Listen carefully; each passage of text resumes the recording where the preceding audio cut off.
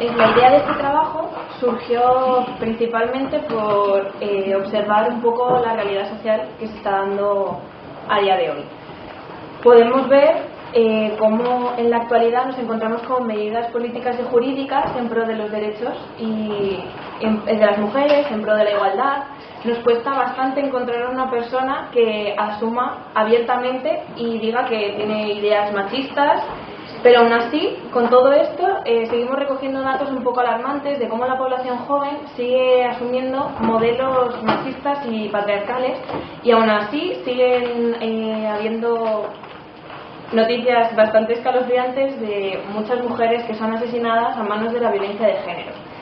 Y ocurriendo estas dos cosas, yo me pregunto cómo es posible, cómo podemos estar avanzando y cómo podemos seguir teniendo estos resultados. ¿Qué es lo que está fallando? ¿Qué es lo que estamos haciendo mal?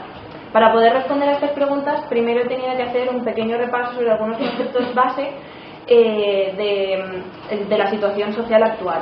En primer lugar, hay que señalar el patriarcado. El patriarcado es el eje fundamental de la mayoría de las sociedades en general, por no decir prácticamente de todas las sociedades. Es un sistema organizacional que establece diferencias bastante claras y jerárquicas entre ambos géneros, diferenciando si eres hombre o si eres mujer. Se otorga al colectivo masculino ciertos privilegios, mientras que al colectivo femenino se le priva de derechos y se le obliga a aceptar una situación de subordinación. Los agentes de socialización, tanto cultura como familia, como lenguaje, grupo de iguales, son los que se encargan de transmitir estas ideas patriarcales a los niños, a las personas en general. Y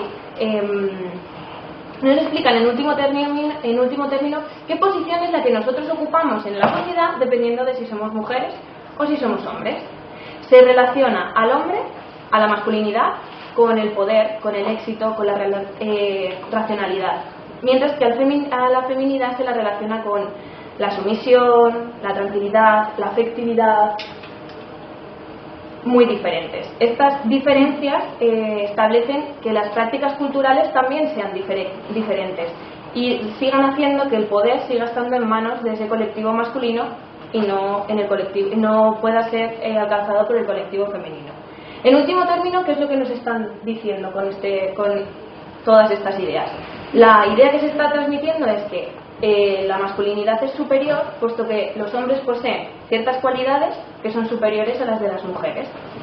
Otro punto donde tenemos que fijarnos para entender lo que está ocurriendo a día de hoy es la violencia de género. La violencia de género no es una violencia sin más, no es una violencia que se da. Es una violencia que es utilizada como un instrumento. ¿Como un instrumento de qué? De control, de dominación y de subordinación. Se pretende, basándonos en un sistema de creencias sexistas, en imponer un sistema de comportamiento para seguir manteniendo ese poder en manos del colectivo masculino y que no lo puedan alcanzar el colectivo femenino. Las manifestaciones de la violencia sexista son muy diversas, muy variadas y se pueden dar tanto individualmente como combinadas. Podemos encontrarnos violencias físicas, violencias sexuales, violencias económicas, estructurales, espirituales. Son violencias distintas, unas más sutiles, otras más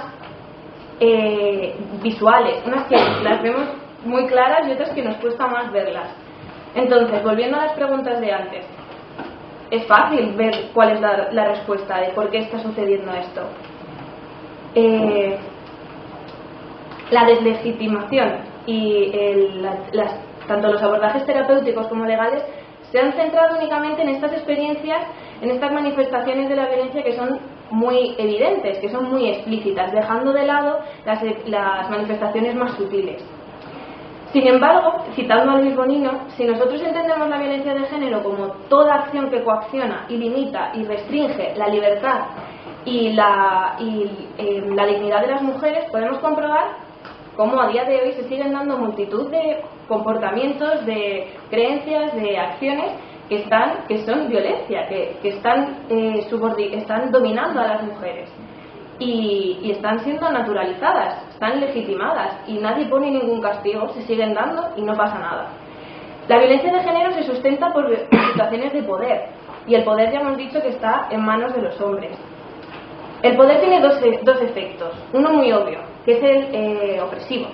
y este lo podemos ver perfectamente. Pero otro efecto que tiene es organizacional, y es que da sentido y da forma a la realidad social que tenemos ahora. Si nos fijamos en autores que han estudiado estos mecanismos de quienes usan el poder sobre otros e intentan mantener esa situación, podemos encontrar que la manera más efectiva de mantener el poder es hacer que lo que es visible deje de serlo. Baudelaire lo llamó los secretos del poderoso y vio con claridad cómo en la educación masculina se les enseñaba ciertas cosas, pero además se les enseñaba cómo ocultárselas al colectivo femenino para que éste siguiera siendo dependiente del colectivo masculino. Bourdieu también lo pudo ver cuando estuvo estudiando el pueblo de Erevez.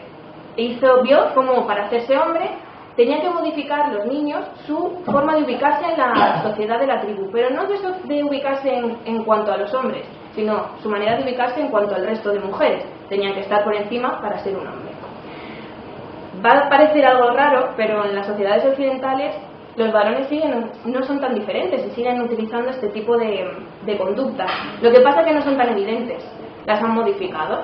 Conseguimos los mismos efectos, pero de otra manera, son más sutiles. Una de estas maneras son los micromachismos. ¿Qué son los micromachismos? En último término, los micromachismos son comportamientos, son estrategias, son técnicas que utilizan los varones para seguir manteniendo esta situación de privilegio que tienen, pasando por encima, obviamente, de las mujeres sobre quienes los están realizando. La mayoría de las veces estos micromachismos no son planificados, no es algo que alguien decida voy a hacer esto. Es una estrategia, es un hábito que hemos aprendido. ¿Cuándo? En la socialización de género, cuando nos están enseñando cómo ser un hombre y nos están enseñando este tipo de estrategias. Que no sea planificado no implica que no tenga sus efectos. Tiene unos efectos muy negativos y muy dañinos en el colectivo femenino, entre ellos socavando su autonomía personal y su libertad, tanto de pensamiento como de comportamiento. Luis Bonino los clasifica en 3 categorías principales: de coercitivos, de crisis y encubiertos. Apoyándose en estos micromachismos, podemos encontrar también la violencia simbólica. La violencia simbólica, en resumidas cuentas, serían todas aquellas creencias, pensamientos, comportamientos que son desiguales, son jerárquicos y que se transmiten y se aprenden y al final terminan dando forma a la realidad.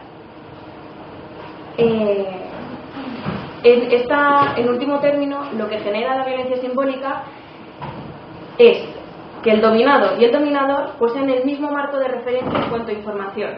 Es decir, yo me sitúo en la sociedad con lo que me están enseñando, pero el dominador se está situando igual. Y yo estoy dándole concesiones al dominador porque no tengo otro tipo de información. Me están explicando, me están enseñando dónde tengo que situarme. Entonces, la relación de dominación se siente natural. Yo me voy a quedar en casa, voy a cuidar a mis hijos y tú vas a salir a trabajar porque es lo normal, es lo natural. En la actualidad hemos pasado de una violencia muy explícita a una violencia encubierta y en verdad tiene todo el sentido. Si nosotros a día de hoy tenemos alguna acción de dominación de uno sobre otro, socialmente va a ser rechazada, nos van a parar. Sin embargo, cuando esta forma de actuación está encubierta, nos libramos de esto. No tenemos ninguna sanción social, no tenemos a alguien que nos frene.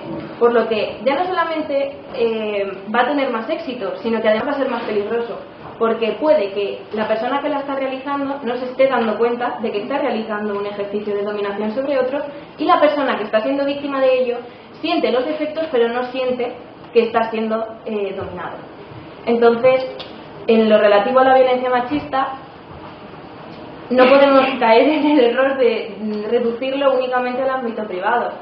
Con esto nos estamos dando cuenta que es un problema social, educativo y político grave, y que a día de hoy hay una necesidad muy grande de visibilizar todos estos mecanismos que se están dando, pero están siendo ocultados, y es el primer paso para su neutralización y por tanto su eliminación de las relaciones interpersonales y poder conseguir que las relaciones interpersonales entre hombres y mujeres no estén basadas en la dominación.